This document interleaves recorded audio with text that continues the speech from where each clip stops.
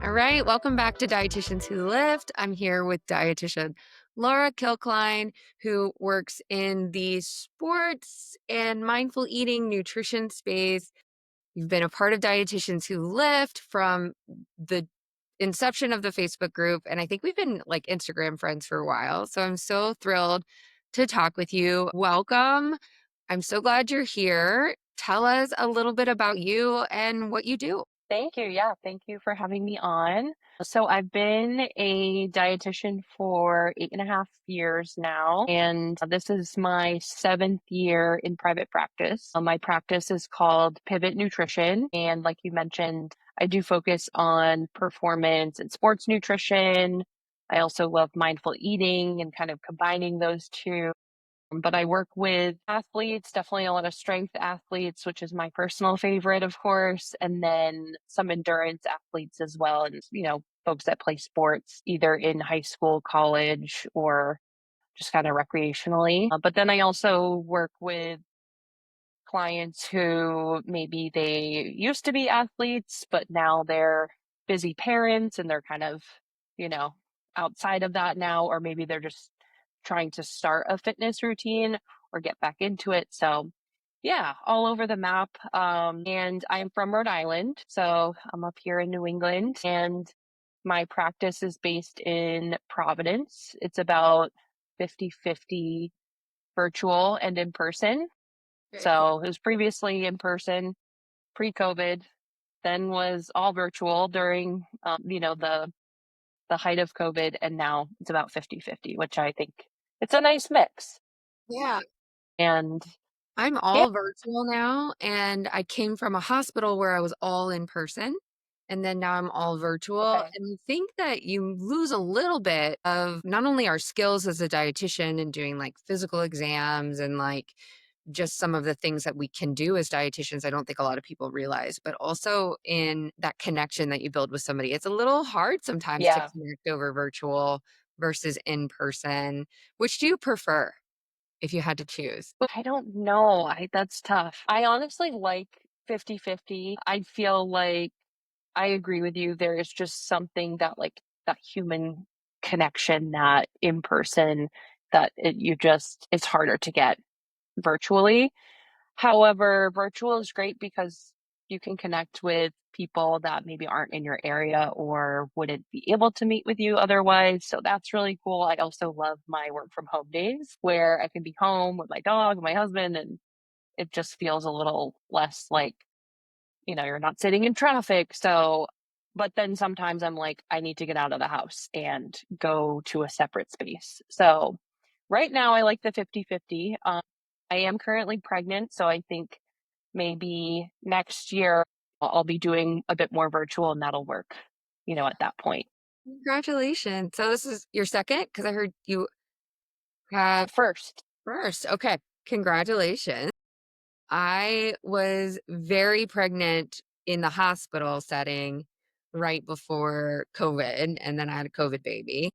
I remember um, walking through the hospital, obviously pregnant and becoming more and more and more pregnant, and having to deal with like commentary about my body and patients asking if I was pregnant or if I was just bigger, and doctors kind of like feeling it out, like trying to figure out, are you pregnant? Are you just gaining weight? Like that was so awkward for me.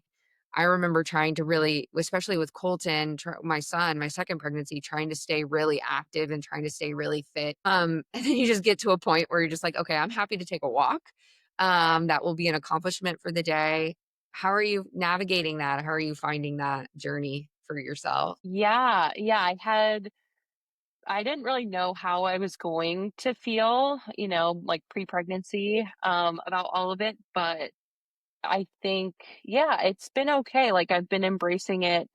It's been really cool just seeing the body changes. Obviously, some of it is like sleep gets a little uncomfortable and mobility, you're, bending down, but obviously that comes with the territory. And yeah, it hasn't been too difficult from like a body image standpoint. Maybe postpartum will be a little different and that whole journey too. But pregnancy, I have to say I've enjoyed it so far. It was a little awkward in the beginning when you're Because right now, so I'm like 22 weeks and my belly's popped and I'm clearly pregnant.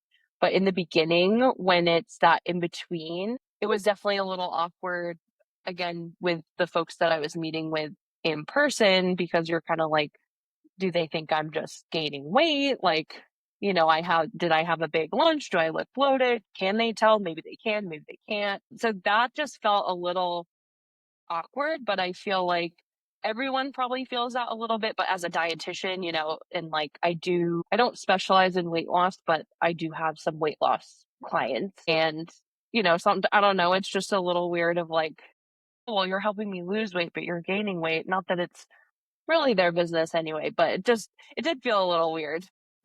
I mean, I've struggled with my weight my whole life, and I was practicing as a dietitian in the hospital, and I would get this consult for weight loss for somebody or like diabetes education that where weight loss would really maybe play a role. And I'd go into their hospital room, and it's even though it shouldn't matter because we're highly educated and very capable no matter our body size, Yeah. there's just something about our profession where people really do look at our bodies as calling like business cards, as like proof that we know what we're doing. And it's just bias, right? It's unfair. It's Yeah. it's not true, but it is the reality with which we live in that people judge us as dietitians. Kind of, I think, in the same way that people judge like maybe personal trainers or coaches. Like, how are you going to get me the results that I want if you can't do it for yourself? And people just assume that the goal is a certain size or certain weight or all of that. When sometimes maybe, there were times where they didn't know it. My patient didn't know it, but I was 100 pounds down from even my heaviest. Like they didn't know that. Yeah. So you never know where somebody is in their journey or even if they want to have a journey just So by true. looking at them. And I think our profession could do a better job of like educating not only the public, but like also within dietitian circles of like how to navigate these conversations. We definitely didn't have them when I was in my dietetics program like 12 years ago. There was obvious like bias and fat phobia and like judgments and, it was just not even discussed. I think that's changing now. I'm hearing in dietetic programs, but we could probably do better there. Yeah. Lots of work. When you have a private practice and you're pregnant and you're planning for like leave, like how do you navigate that? I'm sure that that is stressful and like, are you seeing more patients now, like trying to book your schedule over time so that you have some wiggle room financially? Because that's one of the things that always has scared me about going into my own like true private practice is the financial, like, you know, variations that can come from week to week, just depending on how many people book a visit. Right. So tell me more about that. Maybe I can learn something from you about private practice. Yeah, definitely. So yeah, I mean, that is definitely a drawback of being in private practice. I will say, and maybe we can talk a little more about it later, but I slowly transitioned into private practice from clinical. So I started out in clinical, and the transition into private practice for me was very gradual, which just helped with peace of mind. Some people do well kind of like putting their back against the wall and like taking this huge leap, but I don't think I'm that person.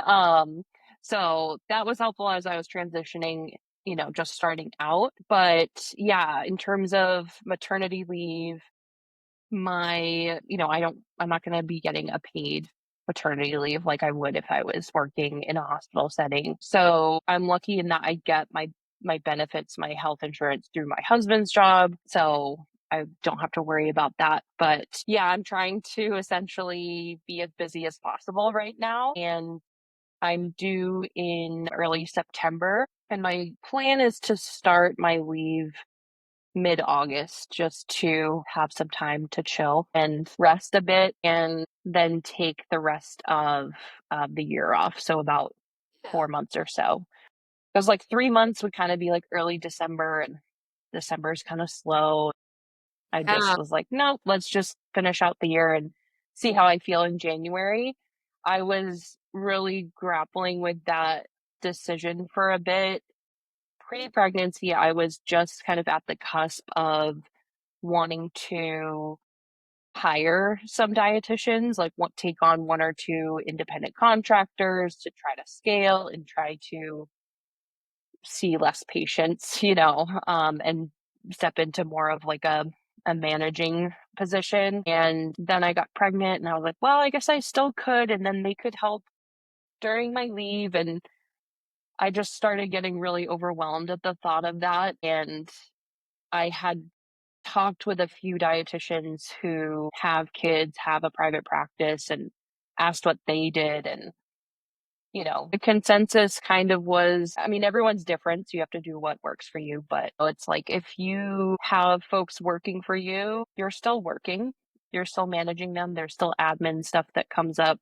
So you might not be seeing patients, but it's not a full leave where you're like clocked out Yeah. completely. And that was just not something, I don't know, it just was a little bit more stressful. And I heard from some dietitians that it was like, yeah, you make some money, but it's not really that much because then you're paying the contractors and then it's time and stress. And I was like, okay, I don't want that. So I'm deciding I'm taking a full leave and I'm just going to clock out for the first time since grinding since undergrad. As most dietitians, I feel like that's our MO. So yeah, I'm looking forward to that. Yeah. But it was tricky. Glad you were able to figure that out. It's funny though, he said like working in a hospital, you would get paid maternity leave. In Florida, I definitely did not get paid maternity leave. Wow, yeah. My both of my pregnancies, I was fully employed in hospitals and had zero paid maternity leave. Wow. And actually, for both of my pregnancies, I wrote checks back to my hospital for my benefits while I was on leave, right? Like I had to pay the Thank premium goodness. for my health insurance. And I remember I went back to work early with my son. Technically, I could have had unpaid leave for 12 weeks. I went back at 10 weeks because I just couldn't, like, financially, I was like nervous and like didn't want to. Right. Things were good. I was like, can I come back a couple weeks early? And they're like, yes, please come back. So, it worked out, but um, yeah. And I remember, you know, becoming a parent, I think, like, especially as dietitians, I wish the academy would step up a little bit in supporting us more professionally and like organizationally as a predominantly female-led profession, like female staff profession. We have very few resources through the academy for navigating pregnancy, navigating leave, navigating Yeah. benefits, navigating childcare. Like, I feel like we could do so much better. And I don't know if it's just a function that we're also disconnected. Like dietitians are in such, like, a facility, for example, will have like one dietitian, right? A hospital might have two dietitians. It's not like we're not like nurses where there's hundreds of us in a facility that have like bargaining power, Yeah. And a lot of us end up working in private practice, like you did, like just by yourself, right? And like not really a group practice, which has so many headaches. It's interesting to navigate these sort of things, and you would think our profession would value that. I think it's part of the issue too with like the lack of diversity in our profession. The schooling is so very hard. And then the unpaid internship, people are like, what do you mean unpaid internship? I'm like, no, no. Not only was it an unpaid internship, I paid tuition to go to work for Yeah. these people for, during my internship. And then like you can't work full time and do the internship. Some people do. I don't know how, but Yeah.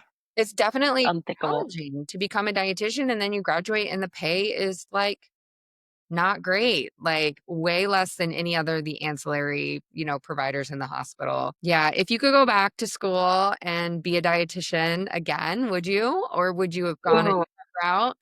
Because I get this question a lot, and I always go back and forth between maybe I would have enjoyed being a PA, like a GI PA or surgical PA or like even in the hospital. Like I always thought the hospitalists had a really cool job and like they had PAs that would support them.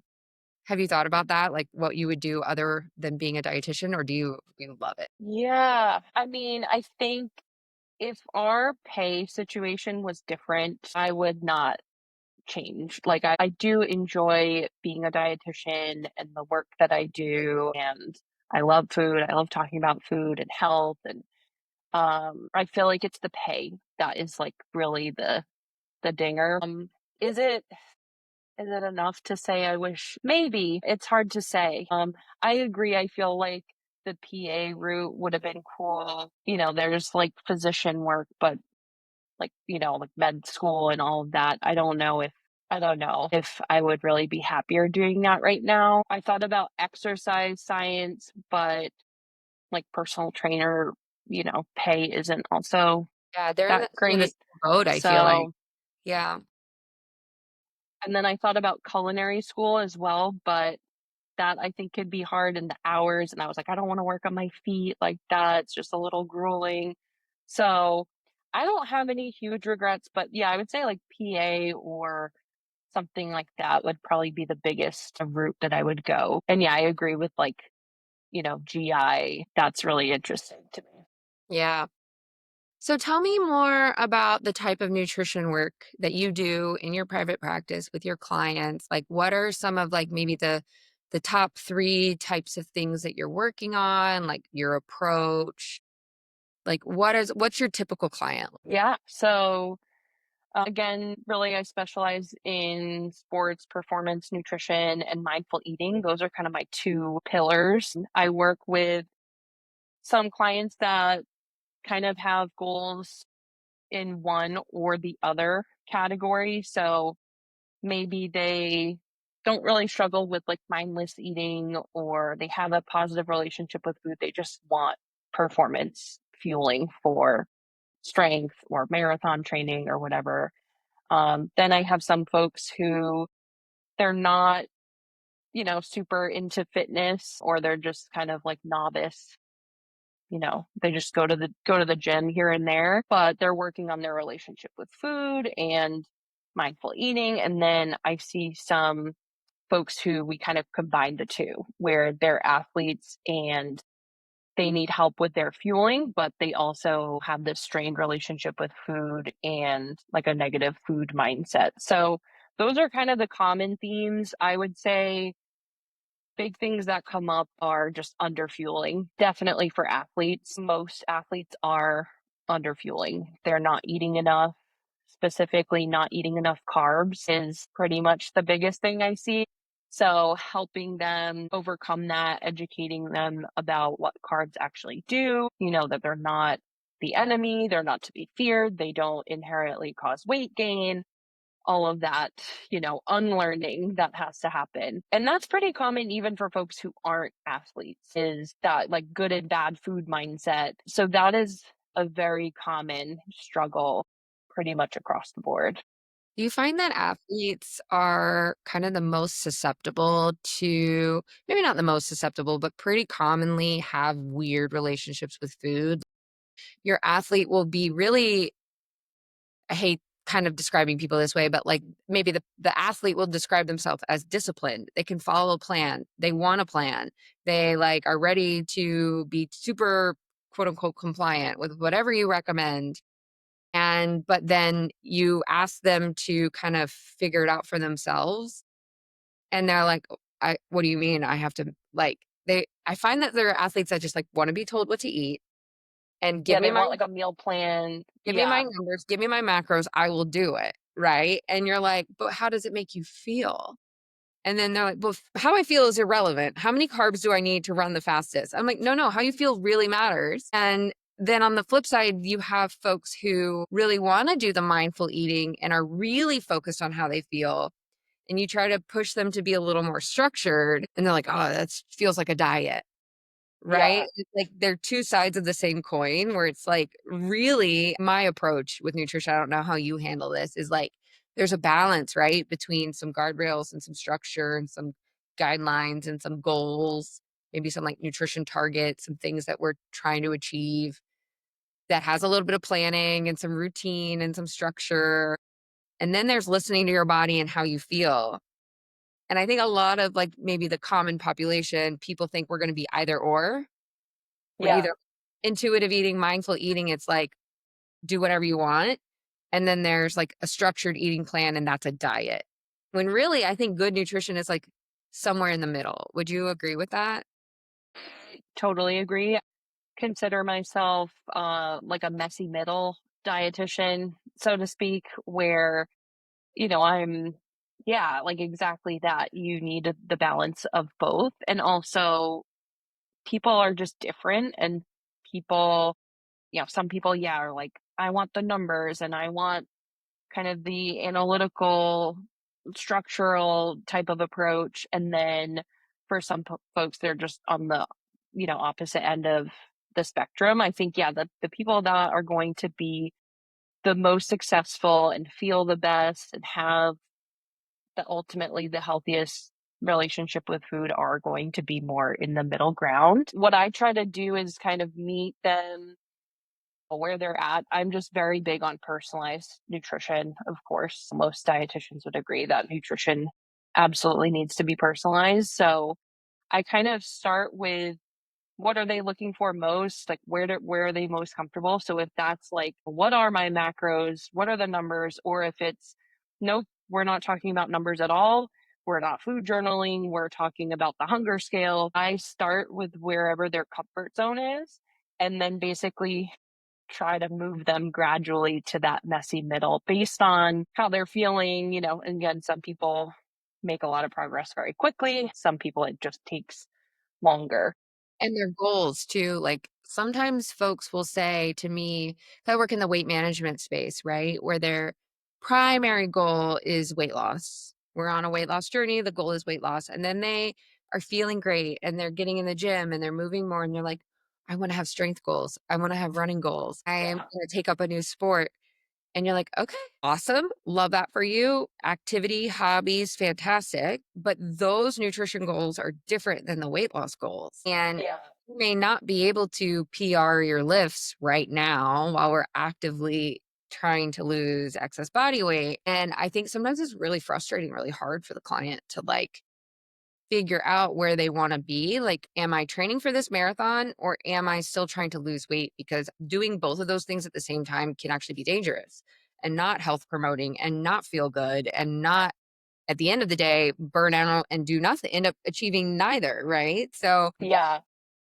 it's really tough with like, we really wanna encourage people. I'm all about strength training and moving and lifting, but at the same time, you're like, sometimes we have to prioritize whether we're gonna be athletes or we're gonna just really focus on this weight loss. And it's okay if we kinda wait on one while we do the other. We don't have to we're not married to either goal, or come to the understanding that you're gonna achieve both of those goals more slowly, maybe than you would. Exactly. Yeah. Yeah, that's very common. I would say like another common request or like initial goal is somebody's like, I want to lose 20, 10 pounds, 20 pounds, whatever it is, but I also want to gain muscle and get stronger. And yeah, you can lose body fat and gain muscle at the same time, but it has to be this like perfect scenario of like you're new to lifting and you have a lot of body fat to lose. You don't maybe have a lot of muscle, and you can only kind of do that for so long until you reach that point where, yeah, you really should be prioritizing one over the other. Um, and that is really up to them. But yeah, like you have to kind of break it to them gently of like, yeah, so that's not really going to work because of X, Y, and Z. And, explain why. And that sometimes isn't always well received, but we have to be honest. Do you work with your athletes with like body composition analysis or get them have them do DEXA scans or an in-body scan or anything like that? How do you approach those kinds of reports or using those tools in your practice? Yeah. So my office is actually based in a gym, and they have an in body scale that I do have access to. So I do use that with clients. I leave that up to them. So if it's clear that somebody has like disordered eating and they're only working on mindful eating, I typically won't do it. Or if they ask about it, I'll probably do it just like a blinded version where I don't show them anything, we don't talk about it, it's just data collection for me. But if somebody doesn't wanna do that, I don't make them. But a lot of people do wanna do Mhm. that, and I think it's really valuable to look at those body composition values, the muscle mass and the body fat, and I'm just very big on muscle mass. I think muscle's like the fountain of youth. I think we should be focusing on muscle more than we do. Obviously, there's a point where people can become obsessed with building muscle, and it's not realistic, but Yeah, I think looking at that whole picture, for example, scale might not have changed at all, but if they gained muscle and lost body fat, they're going to look different, feel different. Their biomarkers are probably going to be different. So celebrating that, and not just using only the scale, I think is really important. Yeah. I like to look at those body composition markers more for my folks once they're in maintenance Yep. because it can be more they're not seeing any significant changes on the scale. They might even be gaining a couple of pounds on the scale because they're lifting and they're being more active and they get really nervous. And sometimes those body composition analysis can really be helpful in that way. But at the same time, too, I always have to remind people that they're so finicky and like not perfect and not Yes, always very true. accurate. And I'll have somebody who goes to a gym where they can do an in-body scan every single month or something. And they're like, oh my God, I lost a pound of muscle. I'm like, doubt it. Yeah, yeah, that's the Like coffee you drank this morning or your take it with a digestion. grain of salt. Like, we're looking at big picture trends, right? And like 5% changes, 10% changes over a year. So I love body composition analysis, and at the same time, like, I don't think people are very good at, like, interpreting them, and that's where it's, like, getting a dietitian that is aware of the importance of body composition, I think is really, important. Again, our profession, like, I don't know about you, but, like, in my program and my dietetics program, the only body composition analysis we learned how to do was measuring somebody's, like, belly button, like, waist circumference. And then in my clinical practice in the hospital, we got some really good training on like nutrition focused physical exams, right? Which is more just like fat to muscle, but at a moment in time, right? So, like, very rarely in the clinical setting do we see somebody for a long enough period of time that we can track any sort of changes in body Yeah. composition. But I remember being a baby dietitian in the hospital going, why can't we just run everybody through the CT scanner and, like, look at their body composition and track it and measure it, like, every time they're in the hospital? Like, that would be such amazing data. Maybe one day we'll be able to look at people's body composition a little more easily, but it's still so Yeah. inaccessible for so many people, and so many places are just upcharging for them too. Yeah, like It's one of those DEXA trends I think scans that's or gonna start being really annoying, where everybody wants to know their body composition when it's really maybe not super relevant. I think it's valuable to a certain extent, more long term, like you mentioned. But yeah, hopefully it becomes more accessible. But then, yeah, the worry is people are freaking out about the day to day, I lost muscle in 5 days, and it's like they're overthinking it. So, Yeah, yeah, definitely. we have to be careful there, I think. All right. So when you're thinking about your career, I know you're about to have a baby, so but in the grand scheme of things, like if somebody wants to work with you, you're trying to stay super busy up until the fall. Like how do people find you? Where are you online? Like how can people get in touch with you? Yeah, so I do have an Instagram page that I try to stay fairly active with, and that is balanced.fueling. So you can find me there on Instagram. And then my practice has a website, and that's Pivot Nutrition RI at pivotnutritionri.com. So you can learn more about me, my approach, all of that. And yeah, I'm taking new clients until probably about like June 1st. And then we'll have like a wait list essentially for picking back up in January. Yeah. I think the timing works out, right? January is always a crazy time in nutrition world where we get so many inquiries and so many new clients. It's a good time to like people are motivated, whether you love a New Year's resolution or not. People make them, Yeah. and for some people, they really work. So, well, I wanna say thank you for joining me today. I think that we had a really good conversation about how to approach nutrition, some of the complications of being a woman in private practice. I wish you all the luck and success, Thank and you. enjoy the rest of your pregnancy. And stay active in the Facebook group. We're Dietitians Who Lift. If anyone else would love to be a guest or to join the group, you can find us on Instagram and Facebook at Dietitians Who Lift. I'm Summer the Dietitian, and this is Dietitian Laura, and we will see you next time. Thanks. Thanks for having me. You're welcome.